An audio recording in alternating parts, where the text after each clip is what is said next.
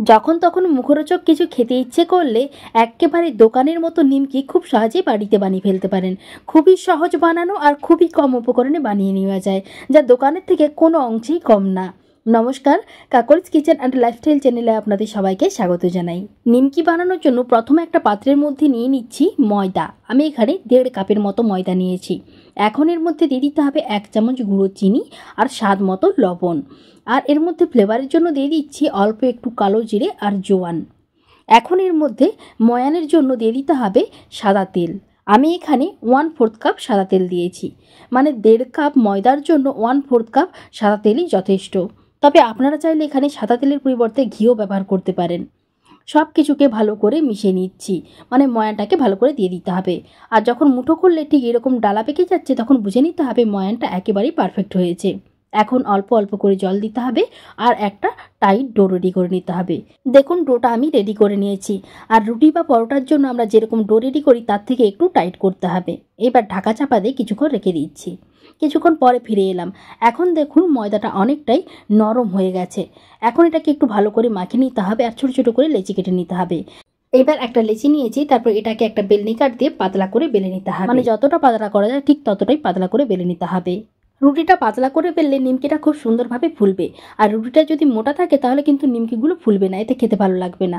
দেখুন, আমি যতটা পাতলা করা যায় ঠিক ততটা পাতলা করে বেলে নিয়েছি। এবার একটা ছুরি দিয়ে এরকম সোজা করে কেটে নিচ্ছি।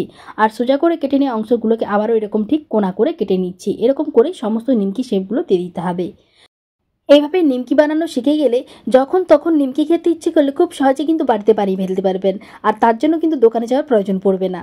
দেখুন, আমি পিসগুলো কেটে নিয়েছি। এবার এই পিসগুলোকে জড়ো করে নিচ্ছি, তাহলে আমাদের তেলের মধ্যে ভাজতে সুবিধা হবে। আর একটা একটা করে তেলের মধ্যে ছাড়লে কি হবে, আগের নিমকিগুলো পুরো লাল হয়ে যাবে আর পরের নিমকিগুলো ভালোভাবে ভাজা হবে না। তাই এক জায়গায় জড়ো করে নিতে হবে।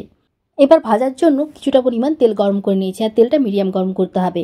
আর আগে একটা নিয়ে দেখে নেবেন, যদি নিমকিটা খুব সহজেই তেলের উপরে ভেসে উঠে যায় তখন বুঝে নিতে হবে তেলটা একেবারেই পারফেক্ট আছে।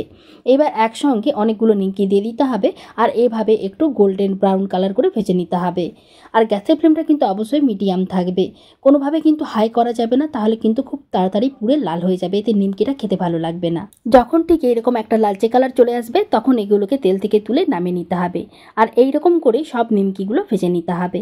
আর নিমকির কালারটা দেখুন কত সুন্দর এসেছে আর কতটা মুচমুচে দেখুন। এইবার এর মধ্যে অ্যাড করে দিতে হবে বাদাম। আমি কিছুটা পরিমাণ বাদাম নিয়েছি আর এইভাবে বাদামটাকে ভেজে নিচ্ছি। বাদামটা ভাজা হয়ে গেলে, মানে বাদামটা একটু লাল হয়ে ভাজা হয়ে গেলে এই নিমকির মধ্যে দিয়ে দিচ্ছি। আর এই নিমকির মধ্যে দেখবেন বাদামও থাকে আর কিছুটা পরিমাণ কারি পাতাও থাকে, তাহলে কিন্তু নিমকির স্বাদটা অনেকটাই বেড়ে যায়। তাই অল্প একটু কারি পাতাও আমি ভেজে নিচ্ছি আর ভেজে নিমকির মধ্যে দিয়ে ভালো করে মাখিয়ে নিচ্ছি। এইভাবে খুব সহজে বাড়িতে নিমকি বানিয়ে প্রায় মাস জুড়ে সংরক্ষণ করে রাখতে পারেন। চা অথবা কফির সঙ্গেও খেতে কিন্তু ভালো লাগে। আর এভাবে বাড়িতে বানালে কিন্তু আপনারা খুব ভালোভাবে নিশ্চিত হয়ে যাবেন যে এর মধ্যে কোনো ভেজাল মেশানো নেই। আর এটা শরীরের জন্যও ভালো হবে। আর কতটা খাস্তা হয়েছে দেখুন, এভাবে হাতে নিয়ে এরকম মুঠো করলে বুঝতে পারবেন।